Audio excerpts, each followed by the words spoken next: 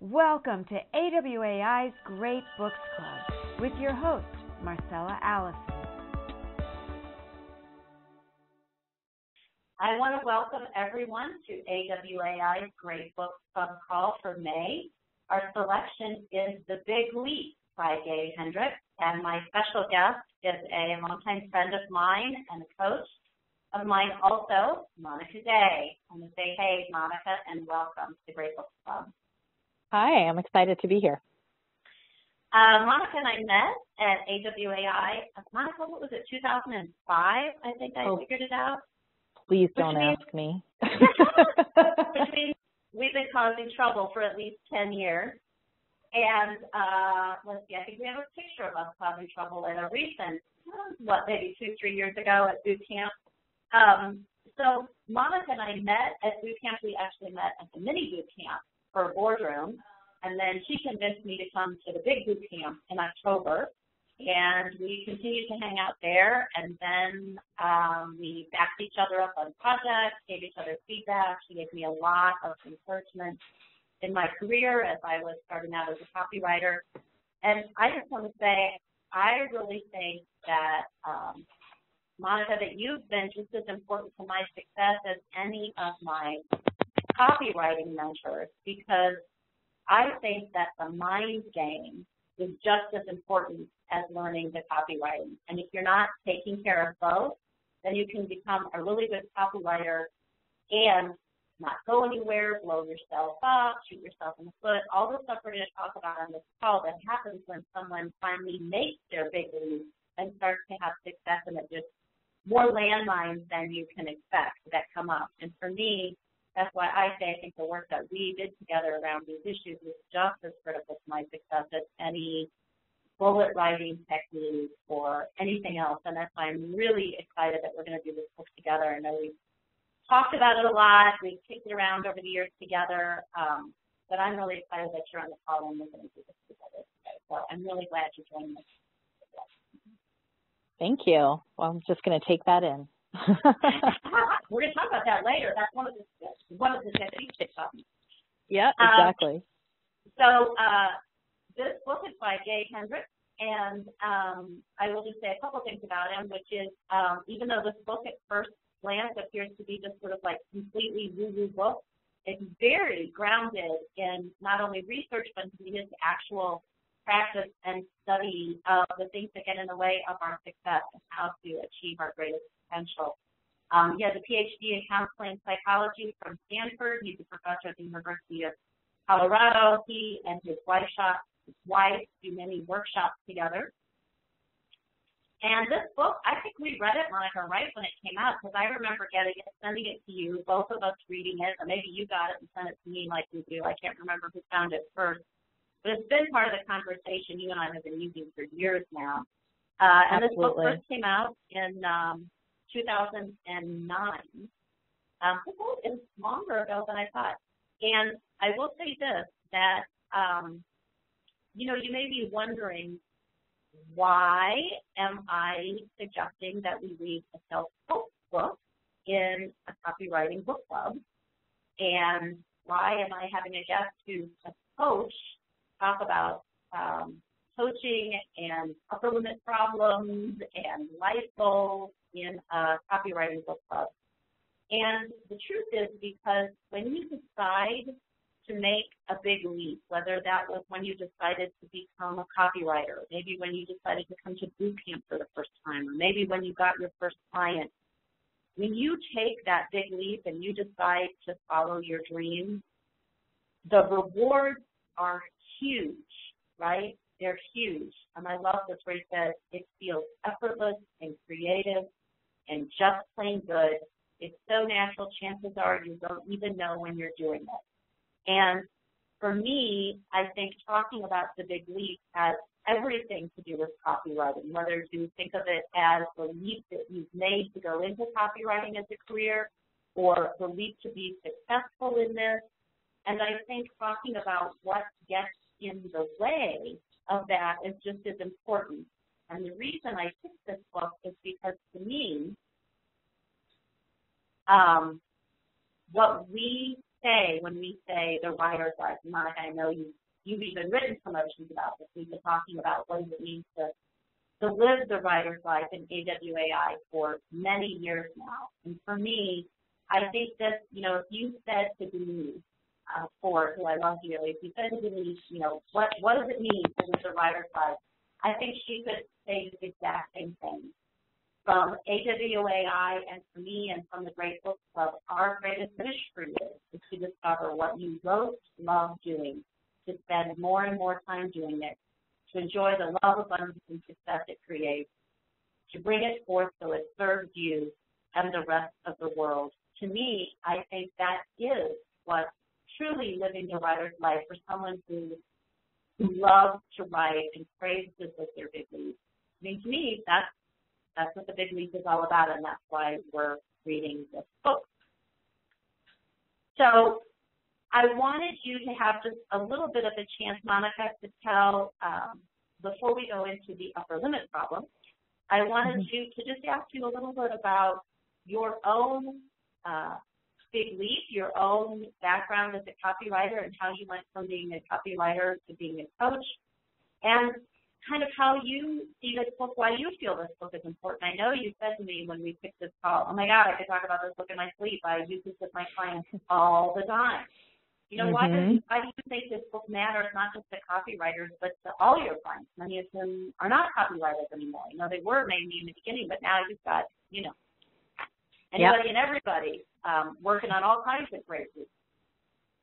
Yeah, absolutely, absolutely, and it is applicable across the board. I'll say that I'm someone who's made many big leaps in my life. I never seem to really have a very. There's not just one, right? There's lots of them, right?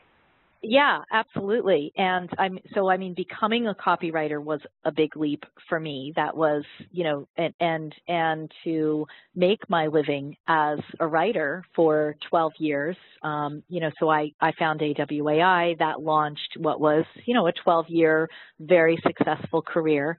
And then, it was a big leap to go from that into coaching. Right. And I would say that the tenets in this book were very much kind of elements of that leap. And I don't know if you want me to mention it now or, I know we're going to talk about that a little bit later when we talk about sort of the zones, zone of excellence, zone of genius. Yeah, that's true. We can talk about that then, I think. Go ahead. Yeah, so for me, one of the reasons that this book is so critical, and we're going to bring out some of the, I think, 2 or 3 of the biggest points of this book, is that when we make changes in our life, when we make big leaps, it doesn't really matter what they are. The nature of them is always the same. And and the nature of change tends to be the same. The nature of success tends to be the same. And so I think that this book really offers some universal truths, if you will, that would be applicable, to anything. And what I know from my years at AWAI and as a copywriter is that most of us come to copywriting as a second, third, fourth career in our life, so right. Almost everyone is, we're not getting the kids fresh out of school necessarily. Right. We're getting people who have, really solid careers before they come to copywriting. And in fact, what's interesting is that many really successful careers doing something else. Absolutely. This is something they always wanted to do. And I found this book actually when I was, so part of my coaching career was with copywriters. In fact, that's kind of one of the places where it started, and that gave me the clue that I needed to go into it full time. And that's when I found this book, was specifically when I was working with copywriters, and it spoke so much to, what they were going through that, it became kind of required reading for everybody that I was coaching at that time. And that's definitely why we want to add it to our, what I call the list of the great books that every copywriter has to read. And we've been covering a lot of books that cover the skills, the technical tools that you need to master. And as I said at the start of the call, to me, I think the mental game is just as critical to master as the writing game, for lack of a better word. And one thing that I have noticed, and I'm curious if you've noticed this with your clients, that and this is something that we talked about. I know, Monica, you love The War of Art, and I love The War of Art, and we've talked about this before.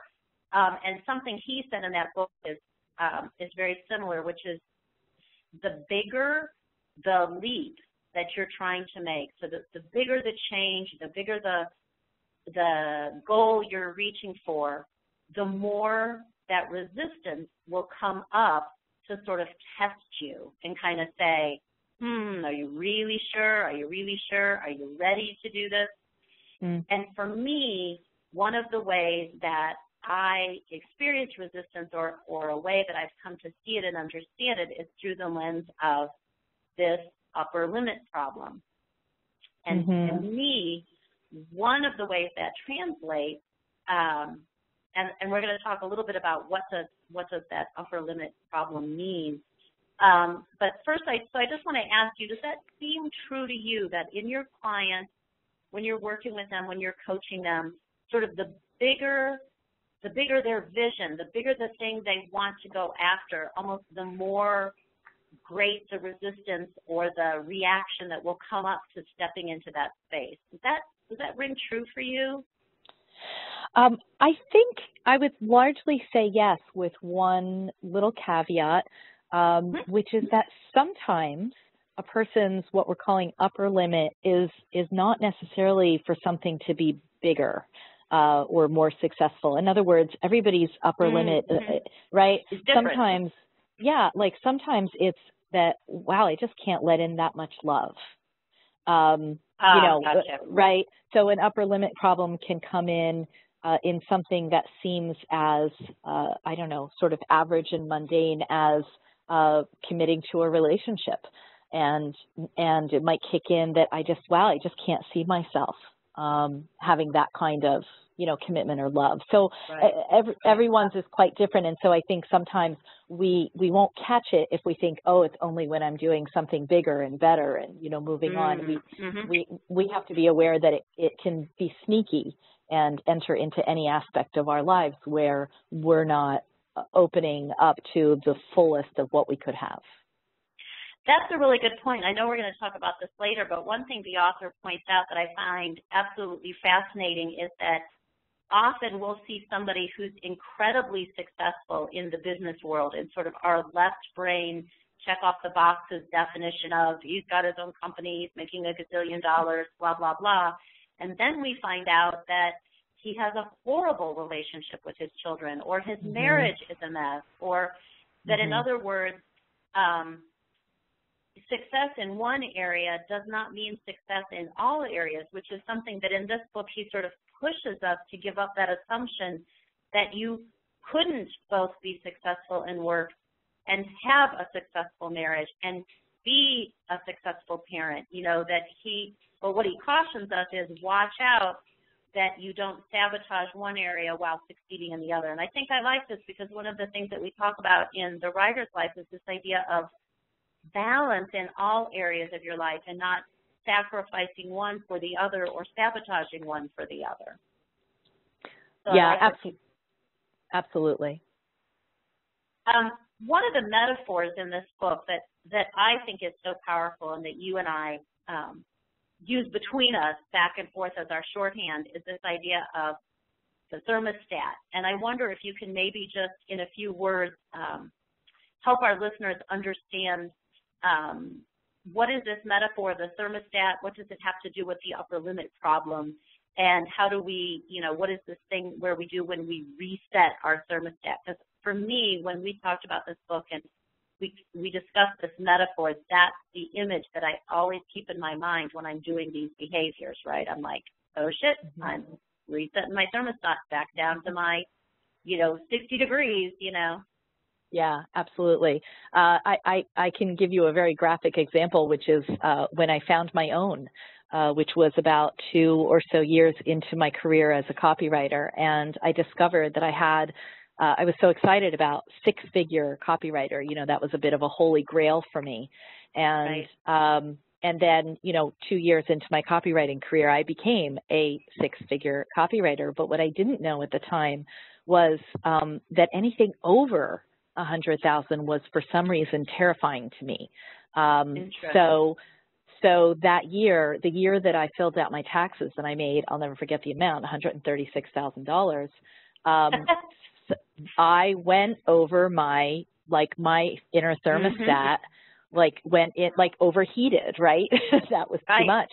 Right. And all of these things kicked in, all of these behaviors, this self-sabotage, all of that. I mean, really in a big way, the marriage went, everything went. Not saying it was all exactly related to that, but I filled out a tax return about 2 years after that $136,000 for, and I am not lying, $8,000. Wow. That's how terrifying that was to me. And it's interesting because he uses this example in the book of the lottery winners, right? Mm-hmm. And all those studies show these people, we all have that fantasy, right? I'm going to buy the lottery ticket. I'm going to be, I'm going to win, $30 million in the Powerball this weekend. And then and we all say what we're going to do with it, right? Like, I'm going to pay up my house. I'm going to invest in my kids' education. And we think that we would never blow that, right? Like that if we got $30 million, we could never blow that, right? And then they do these studies and they find out that within, I want to say it was 2 years on average, lottery ticket winners have gone back to whatever their level was beforehand. It just flabbergasts me that you could win. Yeah. It's sort of like, your example was 136,000, which might seem on the surface more believable, but to me it's just shocking that it doesn't even matter if it's 136 million, that you will find a way. I love this quote here that we've got on the screen. Unconsciously, you then do something to bring yourself back down to the thermostat setting you're familiar with. Mm-hmm. I mean, it just shocked me. So I think the one thing that we want you guys to grasp here is in your life, think about love, success, abundance, creativity, all those good things, and then imagine that I'm old, so I'll date myself now. When I was growing up, the thermostat was this round thing with a little arrow that you dialed on your wall, right? And, in the winter when you wanted to save on gas, you put it at 60 degrees, right? And no matter what, it didn't go above 60 degrees. And in the summer, you might put it up to 70, right? And just like in the winter, if it drops below 60, your heat kicks on, but it only takes it up to 60 and then it shuts off. It doesn't accidentally take you up to 80 degrees. That's really what we're doing in our life. We are finding ways, just like the furnace kicking on and off, to adjust back to what we think our thermostat setting is. And so now we think, I know we're going to talk about these barriers in a minute, but just in general, Monica, I just wanted to ask you in your coaching that you do with your clients, and I know you work with a broad variety of clients now, and you've been coaching for many years. Logically, this makes no sense to me, right? Why on earth would I take my thermostat?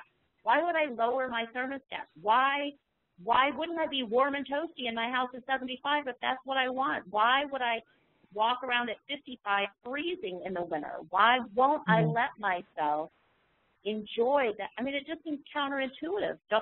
I know I want more money, love, success, abundance, so why on earth would I do anything to get in the way of that? Yeah, I mean, and I think we are going to go through that in just a minute, but there's a whole host of reasons, and I think one of the things I like about this book is how well he lays them out so that you can really find, for yourself what it is that your deepest fear is if you are to go outside of that range. And it can be a lot of different things. I mean, to a certain degree, it's comfort and familiarity. That just becomes, we love to complain, right? It's so true, isn't it? Yeah, I mean, it's much more, it's much easier to complain about something than it is to change it. I think, and then there becomes kind of a host of reasons depended on, I know for me a big one was, you know, I came from a blue collar family. You know, I mean, my grandfather was a prison guard. My mother was a nurse. You know, my grandmother, I mean, you know, I can like give you my uncle worked for PICO. So there was a certain degree. I was the first one to go to a 4-year college. You know, there was a certain degree that if you go too far, are you still going to be related to your people? Are you still going to be accepted? Are you, you know, I think there's a fear of being alone. So I think there's a lot of fears underneath this that we're not quite conscious that we even have them and that they're driving the car, you know. Well, that's a great segue. So let's just quickly go through some of these fears, and then what we're going to do is talk about, I mean, I think the real heart of this book is the fact that he actually tells you how to overcome those fears and raise that thermostat, and in fact, ultimately remove it altogether to allow yourself each day to accept more and more of this. But the first thing you have to do is become aware of the barriers before you can do anything to remove them, which I think is true. Because when we're acting unconsciously, like in your example of going from 136,000 to 8,000, I'm guessing that it's only in hindsight that you had the awareness of, oh my God, this is what I was doing. But in the moment, I'm sure it was mostly unconscious, because usually when it's triggered for me the first time, it's not conscious. It's only in hindsight and reading books like this and working with you that I begin to see where my fears are getting in the way, even to identify them. Yeah, absolutely, absolutely. And I really appreciate that you shared your fear of, if I can paraphrase, it was like almost getting too big for your beginnings, right? You were getting bigger than the people that you came from. For me, I think mine was, again, because of my background and some of the negative messages that I heard in my household growing up. I grew up in a pretty dysfunctional alcoholic home, and one of the things I heard was that I was a screw-up, right, that I was sort of broken, that I was a mistake, that I was an accident waiting for a place to happen. And so to me, I had this barrier that I was fundamentally flawed, that I was a mistake, and that that no matter what, right, that if I was flawed on the inside, so if I did something, it was bound to be flawed. So it was better if I not make a big mistake. It'd be better if I made a small mistake. So for me, that was my barrier. And yours, I think, is more this disloyalty and, like you said, abandonment, this feeling that your own success comes at the cost of leaving behind. In your case, it was your blue-collar roots. I love that example of, and you know, do you remember, it was at boot camp one year. I swear to God, I cannot remember who told the story. I want to say it was Joe Vitale, but I could be wrong. And he was talking about income too, interesting enough, like you were. And what he said was, he remembered that no matter how successful he was in his career, he reached a certain point, let's just call it 100,000, and he could never seem to go past it. Like he was doing all these things, he's trying all these things, and like no matter what, he would get to the end of the year and he'd be within a couple bucks of $100,000. And when he's finally sitting down and he's talking with someone in his family, it may have been his dad or it may have been his mom after his dad had passed away, and he comes to this sudden realization that was totally unconscious to him, never known this in his conscious mind, that was the most his dad had ever made in 1 year. And there was something in him, he realized that would not let him go past that number, right? Because that was going to be disloyal to his dad. Because as children, we don't think that we're going to grow up and make more than our dad, right? The dad is the hero. And so he said, as soon as I realized that was what was going on and acknowledged it and thought to myself, well, that's not true at all. My dad always wanted me to be successful. He'd be thrilled if I had gone on to achieve even more than he'd achieve in his life. And that when he realized it, that the very next year he went right past it, but that unconsciously he was not letting himself make a penny more than his dad made, you know? I mean, it's just funny how these things work on an unconscious level. Absolutely.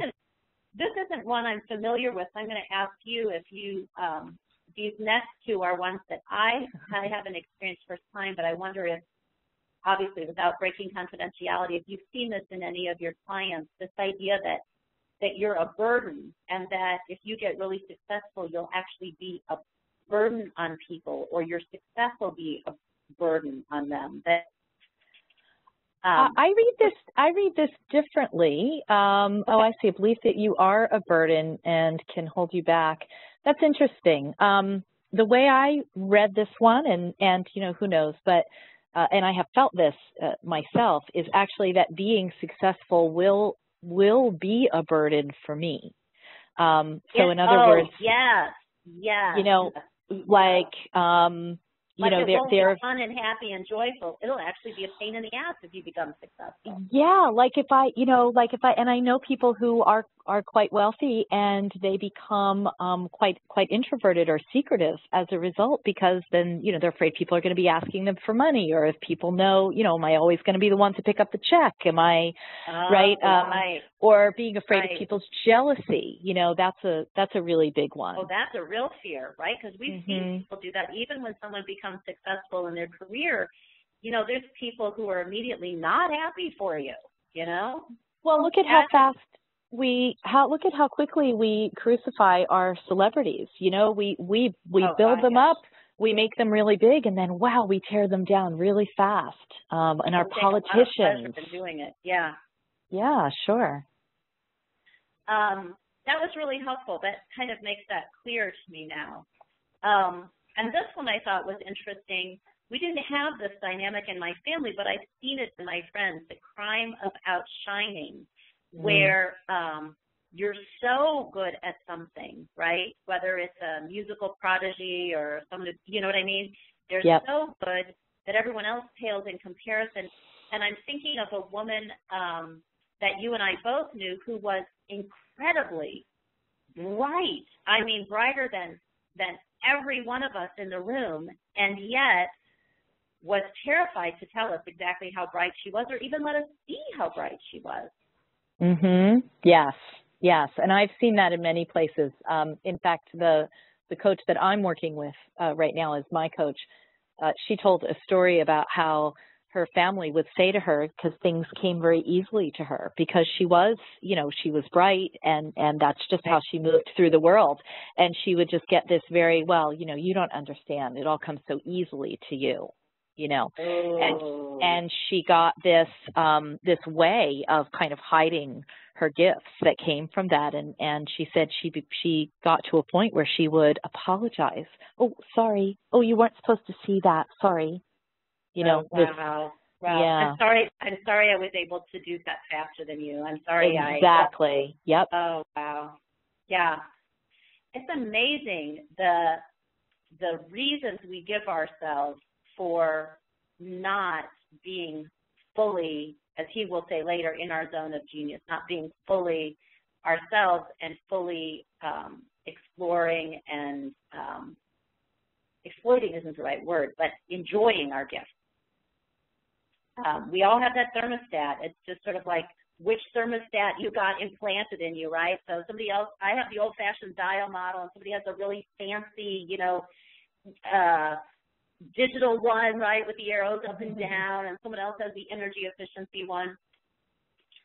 So so the next thing we want to talk about a little bit is, we've talked about, parents would call them the schemas, right, that are underneath our fear of stepping into the big leap, of taking the big leap. And so now we're going to take that sort of abstract, here's the schemas, here's the underlying patterns in our childhood or our fear behind that, and we're going to talk about, well, what are the tangible things we do that actually dial that thermostat back down? These are the sort of the shooting yourself in the foot things, is what I think of them as. And these are behaviors, to me, I've learned that I have to watch out for them, because when I start to see them or I'm noticing them, then I want to catch myself before they go too far and go, okay, what good thing happened in my life am I trying to dial down right now? Why am I putting this barrier up? And just that little piece from our conversations about this book have helped me to catch it sometimes before I went too far down that path. And one of the signs for me that I am having an upper limit problem, or I'm getting triggered around how much love, success, abundance that I can have in my life, is when I notice my worry meter go off. And so I just wanted to ask you, I know he tells a great story in the book, but I wanted to ask you too, like with your clients and your experience of coaching, how do you see worry play out in terms of people using it to limit their ability to achieve what they want to achieve? Where does worry come in, you know? Yeah. Well, quickly, before I address that, there was something that you just said that I think is so important before we even introduce this whole section. You used the words that you become aware very quickly that these things are happening. And I think this is the whole point that he makes in this book that I think is rather hopeful, because you can hear us say all this, and there's a way where it almost sounds, negative, like, oh, geez, all this is going to happen. Why am I going to bother with this? And really that it is quite simple, and I think he is grounded enough in this book, and he does make it simple, that if you just bring a certain awareness so that you're not just buying into everything that it's like, oh, this is all happening to me, but you can actually take a step back and have some self-awareness, that's really just that is enough to counteract this.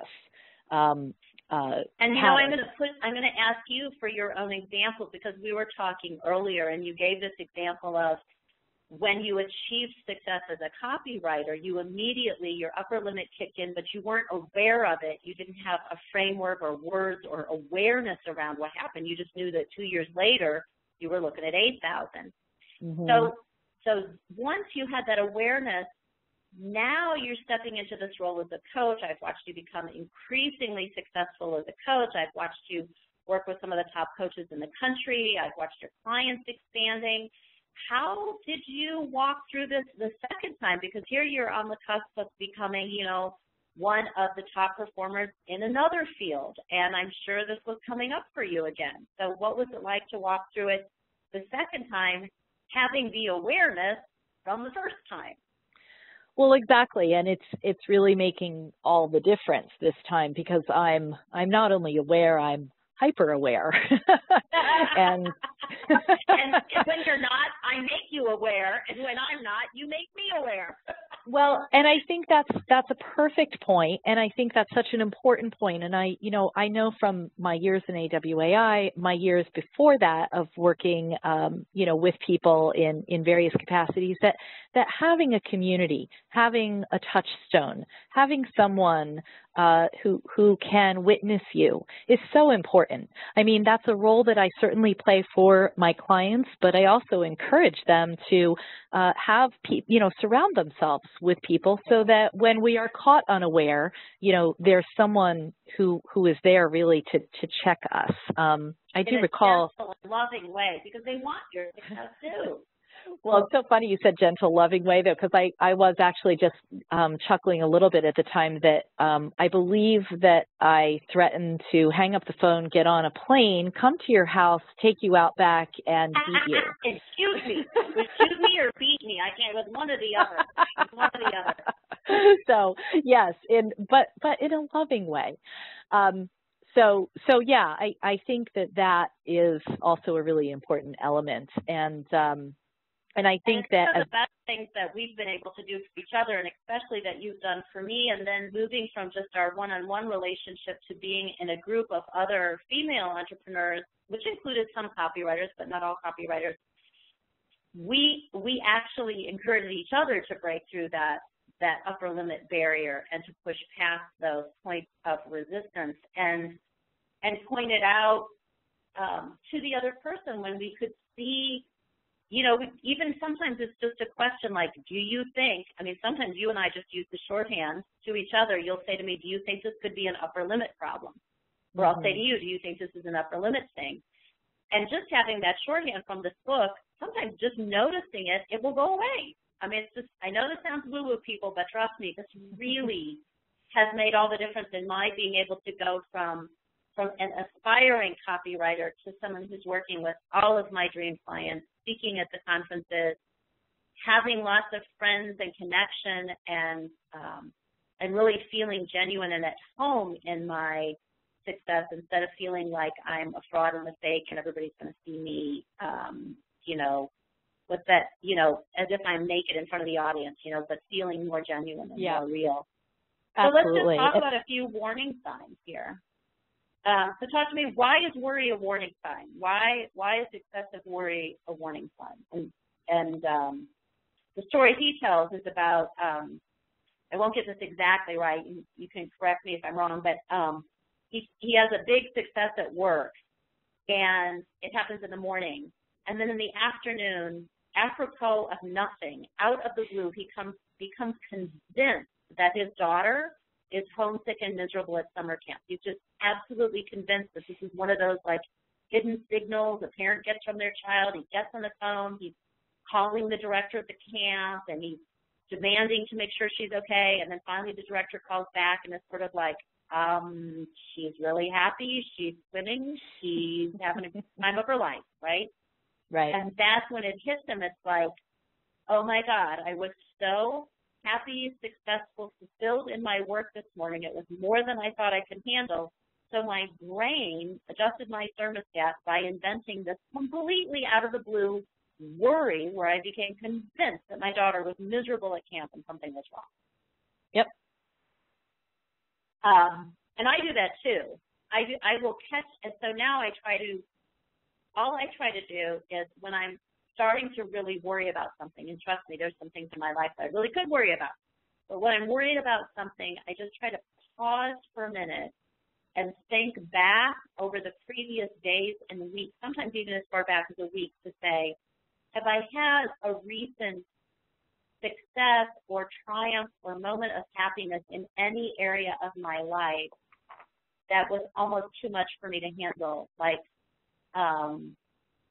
and see if I can connect the two. And sometimes there isn't a connection. Sometimes it's a legitimate worry, but sometimes I can really see that I'm manufacturing the worry out of nothing, and it's because I've been really happy.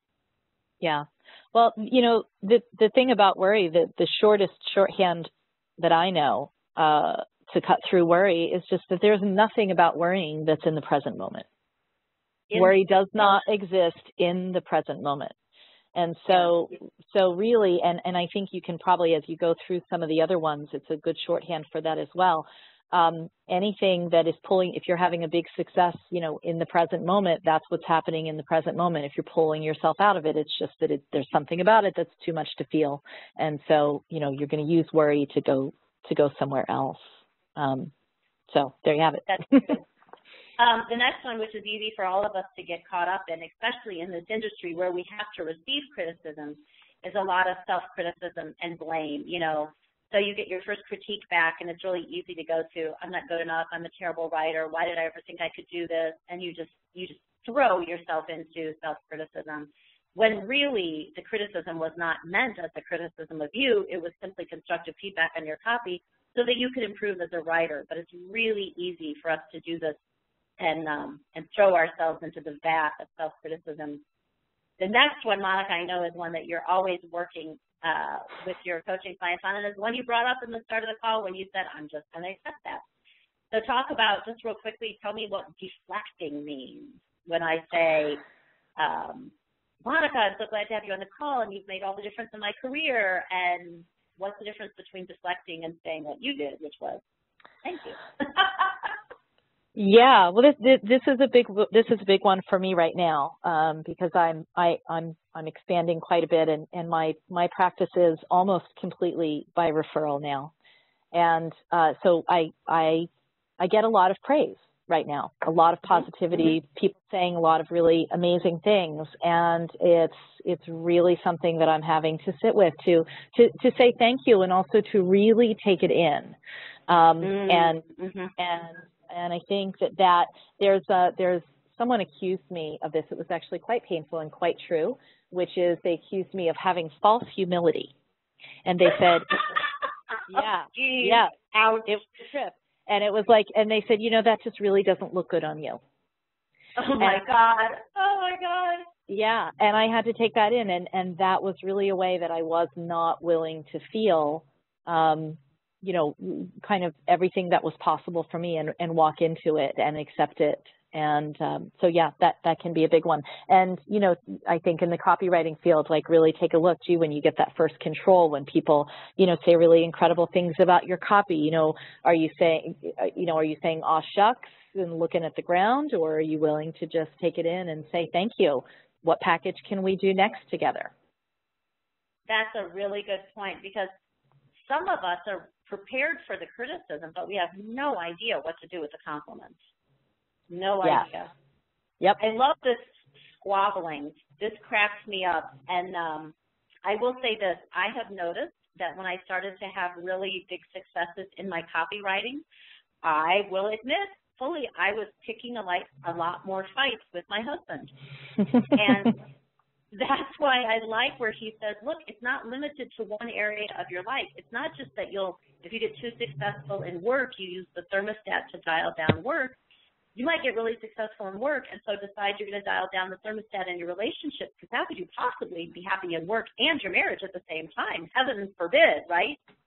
So I noticed that if I would have a big success at work, like say at a conference or on a trip, I would come home, Tom would pick me up at the airport, God bless my long-suffering husband, and I would pick a fight with him about something completely stupid that happened at home while I was gone, or he didn't do the right thing when he picked me up. And so I just think it's really good to pay attention to when you're noticing a lot of squabbling in your life, either with your partner or your children or whatever. Like, again, you just say to yourself, is there something good coming into my life?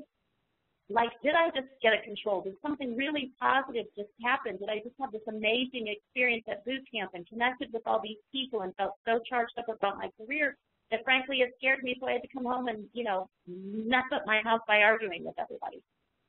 And this last one, I know, I'm curious what you think about this. You know, this is a bit woo-woo, right, to say that a physical, and it also can be blaming, so I want to be careful here. But this idea that sometimes right around a big breakthrough, either before or after, right before a stage appearance, something big, we get sick, or we have an accident, or we break a bone, or, you know, and I'm not saying that I'm not blaming the person for that or for myself for that, but I'm just curious, have you noticed this pattern where it actually sometimes gets physical, where you physically stop yourself by achieving your greatness by having an accident or getting really sick with the flu before you're supposed to perform? Absolutely. I notice it all the time, so much so that it's something I regularly discuss with my clients and talk about at workshops before they're over, because it's so incredibly common. And I want to be clear when you say it's not blaming. It's not about saying that every time we get sick or hurt, it's part of, you know, this. It's not sometimes saying that at all. It's just the flu. Exactly. Yeah, let's be really clear about that. But it is saying that sometimes we will, you know, it's part of doing a little something to bring ourselves down without really meaning to. And so yes, I see this all the time. In fact, my very first client of the morning canceled because of having a migraine. And yes, does she have that migraine? I'm sure she does. And there's also just this place where we're working in an area that's a little bit dicey, and it was, you know, probably much easier to have a migraine and take some medicine than it was to get on the phone with me today. Right. So I love, because you're very scary, you know that. I'm scary. So this is the heart of what we wanted to talk about. Monica, I just want to check in with you. Are you okay if we go about 10 minutes over, or do you have a hard stop at 4? No, I can make that work. I'm gonna send a text to my daughter to sit tight while we talk. Okay. I appreciate that. I think we've got a lot of good stuff going on here, and I'm just sort of watching my clock. We may get closer than I think, but I just wanted to see where you were at right now. Sure. So this is something that he goes through in the book that I'm sure you've seen with your clients, but, you know, we have been talking about this idea of the zone of genius. And I know that probably sounds kind of abstract and nebulous to people. So I'm hoping that you could take us through. I know he divides the world into these 4 zones, into the things that we do in the world as these 4 zones. And I wonder if you can say next when we go to the screens, if you can just maybe talk us through these, and then we're going to talk a little bit about how we get to that zone of genius, if that's all right with you. Totally okay with me. This is my favorite part of the book. So, okay. Do you want to say something first before we go to the first zone? Just about this idea of stuff? Okay. So no, I think it'll be pretty self-evident. So, okay, cool. There's in this model, there's 4 of them, and the first one is pretty self-explanatory, the zone of incompetence. I think we all know when we're in it, and we certainly all know when we are with someone who's in it. That maybe sometimes more obvious, right? So it's just all the things that you're not good at. I mean, I have a whole list of them. I cannot hang a picture in my house to save my life. It's just I'm not good at it. It's not my strong suit. And I think and what I love is when he says there's no use wasting time and energy doing these things. If I need pictures hung up, I know exactly who to call, who to have them come over, and why would I spend my time doing this? And I think that this is one of those places that sometimes when we're not clear about where an activity is for us, and we make it, if I made it that there was just something fundamentally wrong with me because I'm just terrible at hanging artwork in my own house, that would be such a waste of time for me. Right. So it's knowing. And I love the example of that executive who makes God knows how much per hour, and he's so tight-fisted. He's not going to pay the neighbor kid $30 to set up his printer, so he spends like the whole day trying to get his printer set up, even though he's terrible at technology. Until the coach is saying to him, cracking up, so let me put it to you this way: you spent $40,000 worth of your time rather than pay the kid $100 across the street. And not only that, gave yourself a headache and threw the printer across the room because you don't know how to set up a printer. You're good at running a company, but you can't set up a printer. Admit it, Yeah, exactly. And I think that's it's damaging when we look only at saying, oh, well, we have to get better at our weaknesses. And, there's another book that maybe one of these days could be discussed. It's called StrengthsFinder, and it's really all about. Oh, that's a really interesting one. Yeah, I love that book. Yeah, operating from your strengths. So let's go to the next one. Okay, and so folks, if you didn't catch that, it's called StrengthsFinder. I can't remember the author off the top of my head, but if you Google that on Amazon, you'll find it. Yeah, if I wasn't attached to my headset right now, I'd be able to tell you because it's on my shelf here, but keep going. Yeah. So the next zone is the zone of competence. So these are the things that you're very competent at. Other people can do them just as well. There's no reason for you to not do them. And there's also not a big reason for you to spend a lot of time here. I mean, I'm, early in my career, I was a receptionist. I'm a slamming receptionist. I was very good at it, but it would have been a silly place for me to park myself and spend my entire career. I'm really good at ironing, I would just like you to know. Very good. I can iron a shirt. I'm really good at ironing. Got it. Yes. So now the next one is. Sorry, I'm bouncing around here. Here we go. Okay. That's okay. The next one is the zone of excellence, and this is where a lot of us find our way to this particular zone. If we're people who have, drive and we're striving type people, and, I would be willing to venture a guess that most of us on this call have probably experienced our zone of excellence. It's activities we do extremely well. It's a place where we can make a good living. It's a place where we get a lot of goodies. We get a lot of positive reinforcement in this zone, a lot of strokes. So it's very tempting to stay in this zone, right? Why would you leave this happy place? That's a really good point.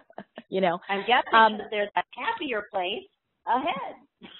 Well, you know, and again, you could call this a lot of things, but and I think this happens at different times in our life. It's certainly different for everyone. Like I said, I've made a lot of big leaps in my life, not just one. But there's like this little tapping at the door that you get sometimes, going, well, you know, there's a little bit more than this. There's and I think when we talk about the next zone, you'll start to really, if you think about, you know, just sort of maybe even what called you into copywriting. What was, when you read a sales letter, the letters we write, I think sometimes we're writing to people, not necessarily about their zone of excellence. We're sort of writing to them from this zone of genius. It's like that call. Right, I have calling out to them. Yeah. And so if you go to the next one, I have to laugh right now because we joked earlier about that the lawn boys were bound to come, and I thought surely they won't come because it's raining. The lawn boys have come. And they are good. They are right outside of my door, so I apologize if the sound gets funky. Anyway, so the fourth one is really the basis of this whole book, is this zone of genius. And the zone of genius is that set of activities that, and here's why it's tricky. It's a zone of activities that you are uniquely suited to do. And here's the funny thing. When you're doing activities in your zone of excellence, you're very good at them, but they do feel like work. Interesting.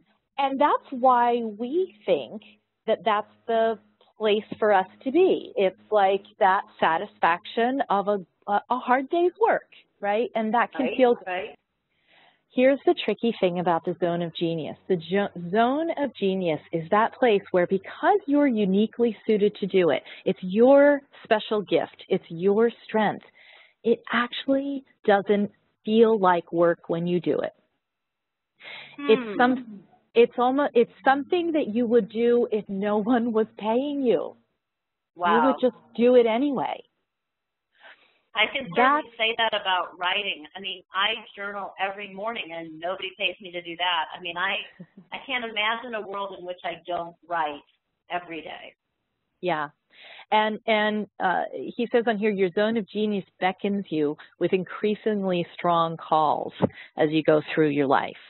And he tells some incredible stories in the book about people who are at the top of their game. I mean, you know, I think he tells one about a CEO in there who feels called to, you know, start some type of nonprofit organization that's going to dramatically, you know, change his life and everybody. I mean, his family, his coworkers, his business partners are just like, are you crazy? And yet it's this call that you just can't ignore.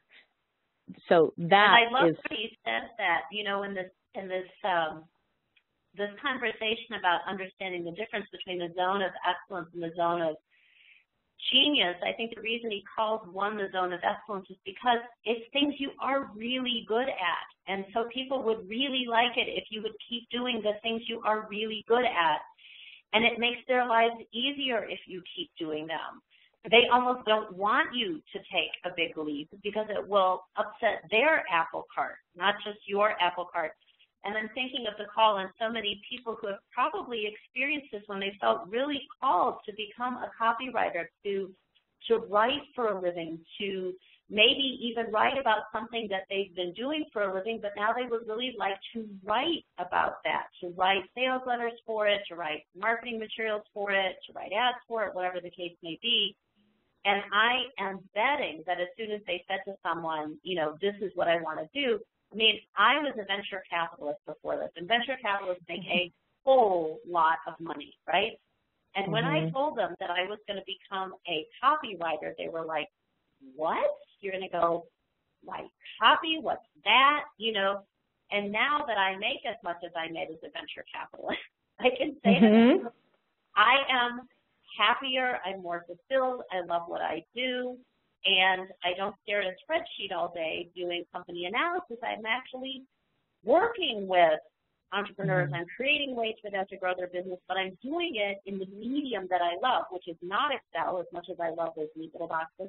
It's with my words, right? And so for me, that was a huge risk to take something that the whole world sees as a great profession and people die to get into it, right? Like just Harvard grads knocking themselves out to get into the venture capital world.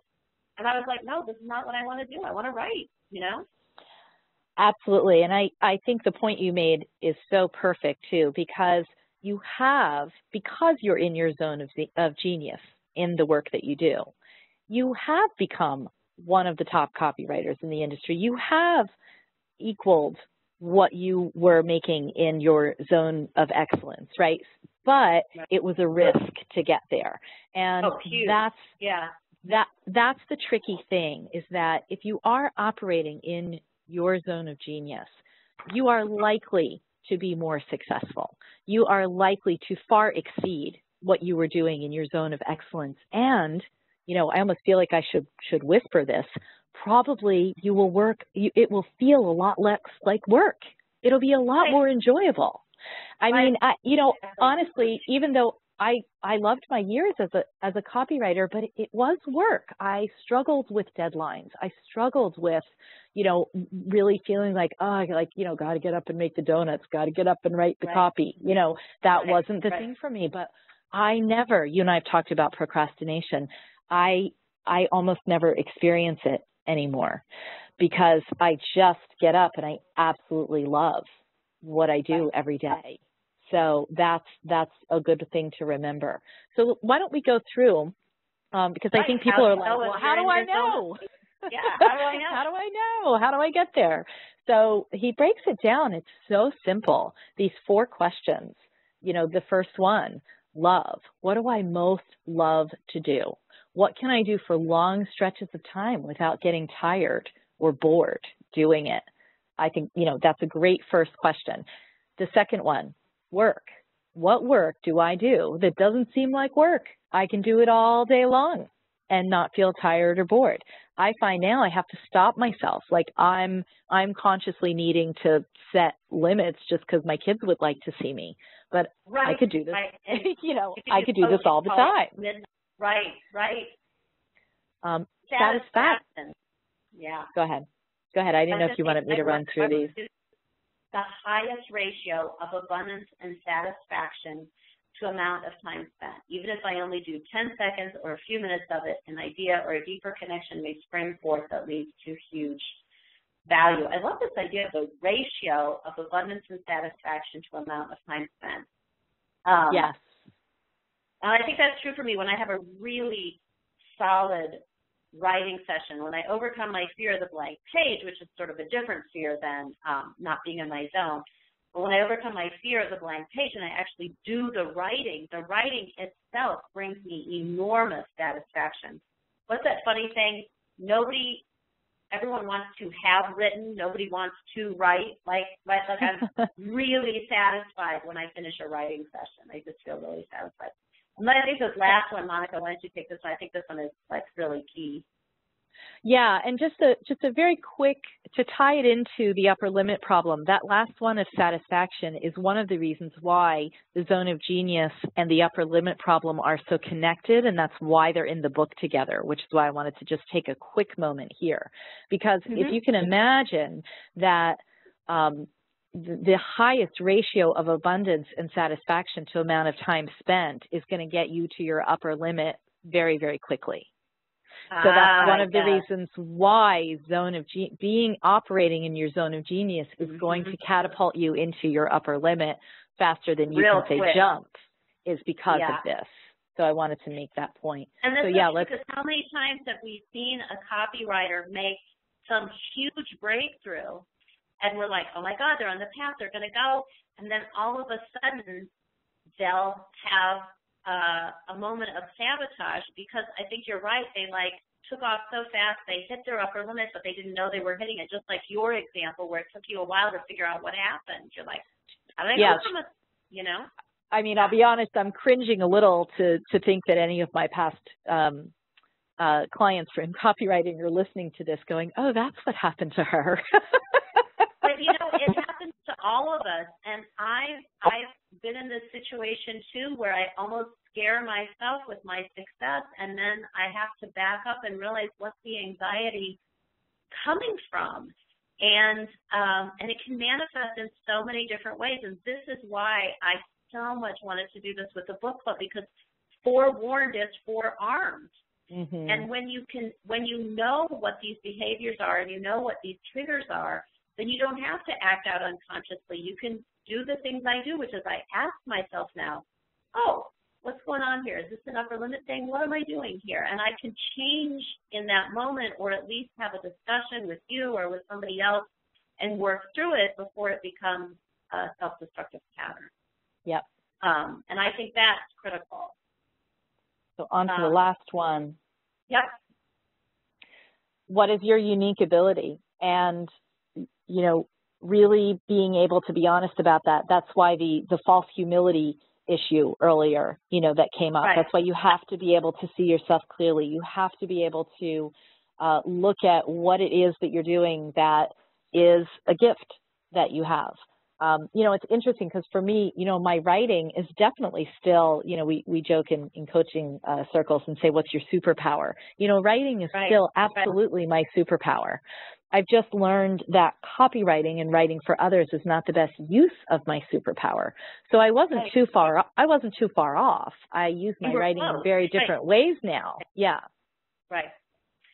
So I want to go over one other specific sort of fear-reducing technique that he has, which I love. And this is something you always have us do, which is breathing. So we know that we get this fear. We're terrified, right? When you find your genius, just sort of like, oh, my God, what if I step into this and I don't succeed? And that brings up fear. And I wonder if you could just say something about the connection between the fear and the breath. I know on every call we would start out having to take this really deep breath, you know. And so I'm just curious with your clients when you work on this, what do you see as the connection between the fear and the breath, and why are you always telling us to breathe? Well, it's definitely the breath is definitely a way to just slow down and bring more consciousness to whatever moment we're doing. You know, it's breath, it's getting grounded, you know, that kind of thing. But I think what I want to mention here is he talks about fear is excitement without the breath. Okay, that's the key. And he says the very same mechanisms that produce excitement also produce fear. So you're on a roller coaster. You're at the very top. You're about to go, you know, careening down. And, you know, what are you doing? Not everybody, but a lot of people throw their hands up in the air and go, yay, like you actually pay to do this, right? Not me. I understand. But what's interesting is that they've done scientific studies. It's the same exact chemical reaction in your body in a roller coaster as it would be, I don't know, in some kind of like actual moment where life is truly in danger. And the difference is you just have a different thought about it. You know, your thought is, I'm going to make it to the bottom just fine. You know, I'm on a roller coaster. This is fun and I'm having a great time. Yeah. Exactly. And so that's the place where that's the mind-body connection. And we spend a lot of time in our mind and a lot less time in our body. And that is the basis of my practice, is getting people in their body, because when they can make that mind-body connection, they can make some choices about, am I really afraid or am I excited? You know, am I worried about, you know, am I nervous about making this speech, or do I think this is going to be amazing? Can I make a decision which one it is and go in that way? And that's a great segue to, I love this here. So what's the payoff, right, for finding your zone of genius, breathing into it, stepping into it, overcoming that fear? Like, why wouldn't you just stay in your zone of excellence? Why would you push yourself to go sort of to your full potential? And I love what he says. The payoff for the work is a gift of enduring value. We get to live in the full rainbow of our potential, in our zone of genius. In that exalted space, we enjoy the love, abundance, and success we create, and our very presence inspires people wherever we go in the world. And then I think this is also about space, whether it's the breath or, I mean, I love this. We transcend our upper limit problem each time we make more room inside of us to feel more love, abundance, and success. It's done moment to moment. I know for me, moving into my new office, renting a 4-room office space, hiring a bookkeeper, hiring a project manager, those were humongous steps for me. I mean, it was really, to move from just a little office off my kitchen to renting a full apartment and a staff was huge to me. The first time I spoke at AWAI, that was huge to me. Starting the Titanities group that we've been gathering with women in the industry is huge to me. And each time, it's scary, but each time the payoff is big. And I wonder if you could just say a little bit about some of the payoffs you've seen from your clients when they've transcended or pushed through their upper limit problem. Oh, absolutely. I mean, part of it is that when they're in their zone of genius, they see the fruits of that. They affect more people's lives. They're able to, they feel as though they see the passion that they have enlivened in the world, and they see the benefit of that in themselves, in other people, in their family, in their children. I mean, the other side is where you want to go. I mean, that's the whole reason that we talk about just breaking through the crap in between, is because the other side is amazing. So, for me, I was going to say that for me, that's certainly been true. Like, and I know Guillermo spoke about this at Clayton's conference, that like, when he's terrified of speaking, and the first time he spoke at Clayton's conference and he had to push himself through, he gave this amazing talk about how terrified he wasn't speaking, but how he was going to do it anyway. And he told his story of not only, breaking into copywriting, but he really told the story of each moment overcoming his fear of doing the next thing and how it led him to where he wanted to be. And when he shared that, all these people in the audience who shared those fears were able to connect with his vulnerability and his honesty, and he touched the whole room. And I think when you're really when you step into that new place and you let other people actually see you do it and you share that with them, they then can experience more. They then can have permission to step into theirs. It's not that you get bigger and they get smaller, it's that you get bigger and they get bigger. It's 2 + 2 = 200, not 2 + 2 = -1. Exactly. And the experience of witnessing someone who is, who has transcended that upper limit, who's living in their zone of genius, and I'm just using the phrases from the book, right. It's contagious. It's like that old joke, I'll have what she's having. Right, and I'm guessing that's a big part of what, I know the group that I was in with you, that was a big part of why, you said earlier on the call, no one does this alone. You've got to, someone's got to have your back. We do this in community with each other. And I think that idea of celebrating each other and being pulled up by each other is what happens when you get a whole group of people who are determined to transcend their upper limit problem and step into that zone of genius moment to moment. And even truthfully being jealous of someone is a great way to do it. I mean, whatever gets you there, sometimes right. I see something, I go, oh, that person wrote the article that I was supposed to write. That person just gave the TED Talk that I'm supposed to give, like that's a daily event in my life. Right. And, and you can either let it destroy you or you can be like, okay, I'm going to get my butt in gear. Exactly. So one last thing I want to talk about before we reveal the ultimate success mantra, which I use every day. This is something else that you and I have talked about a lot, which is we've been talking on this call about saying yes a lot, saying yes to your zone of genius, saying yes to the thing you're truly the greatest at, the thing that you're designed uniquely to do. Let's talk for just a minute about saying no.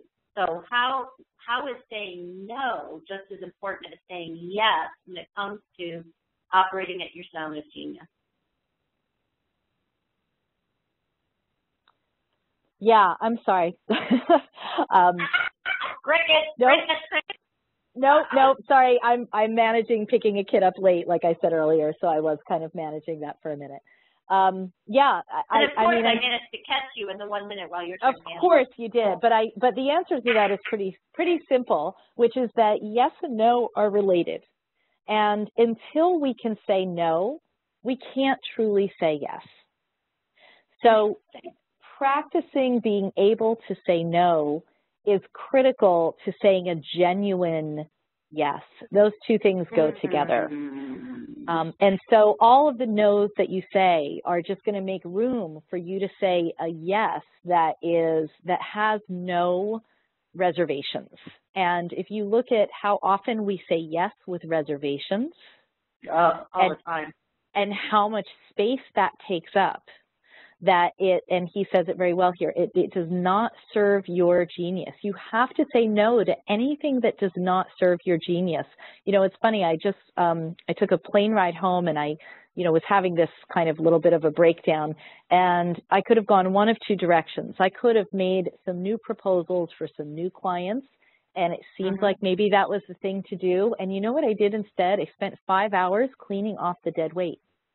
I have dead weight in my practice. And I knew that I could not accept any new clients at the level that I want to until I cleared out all of really the dead weight in my practice. And that's what I spent that 5 hours doing. That's a great lesson for copywriters. How many times do we continue carrying on? We're terrified to spare a client. We carry on with a client who's become so high maintenance that we're spending more and more and more hours for less and less return, or it's nobody's fault. It's just not a fit. It is not the client you're designed to write for. You're busting yourself open trying to do it. It's not working. They're not happy. You're not happy. But we're so afraid to just say no, because what if that's the only client we have? You know, and Pierce said this great thing at Clayton's conference that someone had told him, whose name I can't remember, which was, God will never punish you for saying no to an unethical client. I think it came from Dan Kennedy.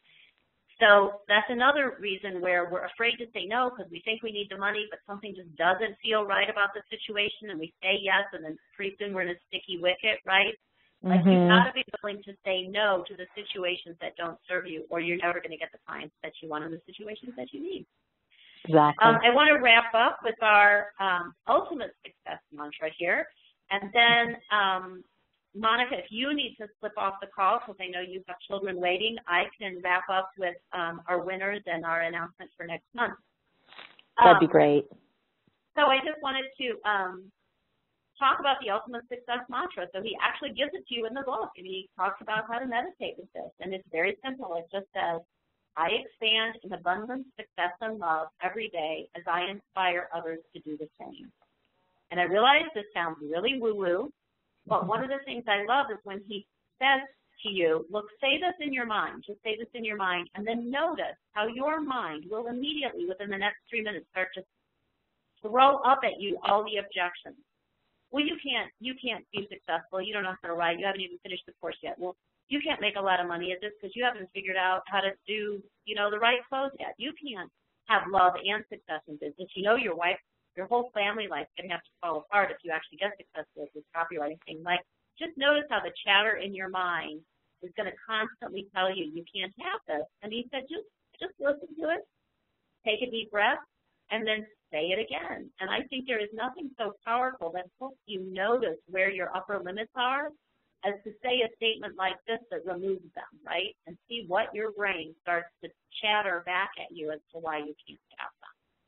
And for me, I do actively use this. It's something that I try to do almost every morning.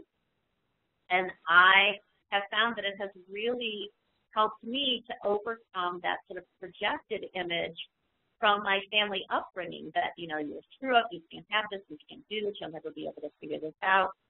Instead, when I say this, there's like another voice now that at least questions that first voice and says, I don't know about that. I think maybe you could operate in your zone of genius. I think maybe you could have success. I think maybe you could be happily married. Hey, John, you're a really good copywriter. So I'm just curious for you, have you used this or have you seen clients use mantras in general just as a way to sort of reprogram your brain? Yeah, I feel like if we were in the same room right now, I would be giving you hand signals going, no, don't ask me about the mantra thing.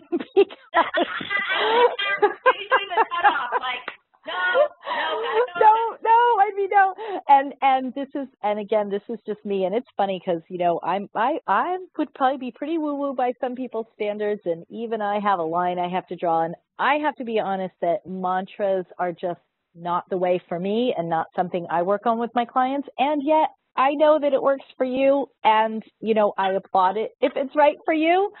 There are other things in here that I find a lot more powerful, and like I said, I do a lot more with connecting with the body and breaking patterns and using awareness and all of that. And so the mantra ain't my thing, but well, I think this is great. By all means. So the homework is, this is the perfect setup. So the homework for you guys is I want you to just try saying it for a week and notice what happens. So you've got one person saying, I say it all the time, it really works for me. You've got Monica saying, I just do not do the mantra thing, does not work for me. So for your homework this week, all you out there in Radio Land, I want you to practice saying this and post something on our Facebook page. Yes, I loved it. I've been saying it every day. No, you're crazy. I hate this. Here's what the voices in my head are saying. Good, bad, different, neutral. Tell me what you think about this success mantra. And with that, Monica, I really want to thank you for doing this call and hanging in there 17 minutes over time. I felt like we really had some good conversation today. I hope that people have found it very helpful. I don't know if we got it on here, but can you just quickly say, you have a coaching website if people want to know more about the work that you do, not just with copywriters, but with entrepreneurs. And can you say what that is, just so folks have it? It's super easy. It's my name. It's monicaday.com. So yeah, by monicaday.com. Okay. MonicaDay.com, and and if anybody has follow-up questions or anything, there's a contact form on there. Just reach out. I'm always happy to talk to AWAI members. I miss y'all. Oh, thanks. That's really great, and I really appreciate it. And we'll let you go, and then I'm going to move on to making a big announcement. So stay tuned, folks. We've got a big announcement about the book club for next month. But thanks, Monica, and I really appreciate you being with us today, and I really appreciate all the years that we've been doing this work together. I can't tell you enough how much that's contributed to my success and how much it's meant to me. Absolutely, me too. I feel honored to be invited, and I might hover a little bit, but I'm just going to mute myself so that I don't make extraneous sound. Thanks. Sounds good. All right, folks, I have an announcement, which is that next month, our book club will be on Thursday, June 25th at 3 p.m. This is a different day, so pay attention to your calendars. We've moved this by a week. And I also am sad and also pleased in one to announce that this will be our last Great Book Club for now. So I'm excited because we have gone a full year. We will have done 13 books, actually. We started last June with How to Win Friends and Influence People with Katie and Rebecca and I. This was just sort of an experiment. We weren't sure if folks were going to be engaged or what we were going to read or how this was going to go, and we have had an absolute ball this past year. I have loved all of our guests. We've read everything from grammar books to self-help books to writing books to fiction writing books to copywriting books, and I hope that you've all gained at least something from each of our calls that has stayed with you. I will be sad to see it go, but we will be thinking and working behind the scenes as to what the next incarnation of this will be. And if you have feedback or suggestions, please feel free to leave them on the Facebook page. You know, would you rather have podcasts? Do you want to do it online? Anything and everything we're open to. So we're just going to kind of step back and look at this experiment and see how it went. So with that said, my big finale is going to be a book that not only do all my fiction writing friends swear by and tell me to read, but all of my copywriting friends swear by and tell me to read. And that is Stephen King's On Writing. And my guest will be the ever fabulous John Ford. Many of you know of him from Copywriters Roundtable and from his presentations at boot camp. He's a fabulous A-level copywriter who's also a great copy coach and a teacher of good copy. So I'm really looking forward to having John on the call. And he sent me this lovely email that I'm just going to read quickly about the book, which is just so classic John, and it just stings. He says, this is what he says, Marcella, what an oddball book you might think to find in a book club that's about how to sell stuff with writing, rather than one on how to write fiction bestsellers. And what a weird choice of a writer. Yours truly to help us talk about it. After all, I've got to confess, out of all the books Stephen King has written, and he's written enough to sink a cargo ship. You got to love John. What a great description. This is the only one of his I've ever read, and yet picking this book up again threw me back to a memory that's years and years old, as in the duration of time that makes you shiver to think about it. Back when I wanted to be another kind of writer, too. Novels, short stories, maybe screenplays, and I was taking this fiction writing class in college. The first day, the teacher walks in and he says, I'm sorry. I'm sorry about how studying what you're about to study is going to ruin you for every kind of situation you'll ever be in from here on out. Sorry, because once you start looking at the world as a writer, you're never going to be able to shut it off. Every movie you see, every book you read, every conversation you have, you're going to walk away rewriting it in your mind. How could I have said that tighter? Did I read that audience right? Did I deliver the line that made them feel what I hoped they'd feel? And he went on like that for the rest of the year. And I can count the times I went back to thinking about that. And one of them, absolutely, was the first time I picked up Stephen King's book On Writing. By that time, I was already deep into writing copy for a living. Novels were and are on a back burner. But King reminded me again that once you strip away the stylistic differences, all writing demands a pretty similar outlook, and all writers share a pretty similar set of goals. For instance, like King says in his book, all great writing has to be telepathic. It's not enough just to tell your reader, even a prospective buyer, what he's looking at. You've got to plant a sense of something smack in the middle of his mind. I think that's great. Or how fiction, of course, is all about having a narrative you can't bear to leave unfinished. The same is true for great sales copy, which is why we lean so much on the tools of storytelling. Fiction creates a sensory bed of detail so real the reader can't help but lie down in it. You and I have to do that too when we need to get the reader to get a sense of something we're talking about. And in both, if the reader ever sees the nuts and bolts and rivets of what you're trying to accomplish, you risk distracting them from seeing it through to the finish. It's all in there in King's book, plus lots more on the power of habit. He aims to write 10 pages a day, and the value of reading, too, about which he's rabid and says we should be too. I've yet to meet a good or even great copywriter who would disagree with any of it, and I'm excited to slip back into this book so we can talk about it on June 25th. I mean, my God, he just gave us the presentation right there. That was just a brilliant analysis of what you can look for in King's book as you're reading it this month. And especially, I want to thank our June Book Club winners who will be reading it, Compliments of AWAI. So the folks who will receive a free copy through Amazon of Stephen King's On Writing are Mark Tondy, Kathleen Swanson, Jack Kinney, Carolyn Robinson, Krista Koster, Sonia Holmes, Antoinette Cannon, Catherine Lewis, Kristen Delaney, and Gary Heimerman. And I apologize again if I have butchered anybody's name. I want to thank you all for joining us. This has been one of my favorite books. I've really enjoyed it, and I hope you did too. And I look forward to seeing you all at our last book club as we celebrate all the books we've read this year and talk about Stephen King's On Writing with the fabulous John Ford. I will see you then. This is Marcella, and I thank you for joining me for AWAI's Great Book Club for the May selection, The Big Leap.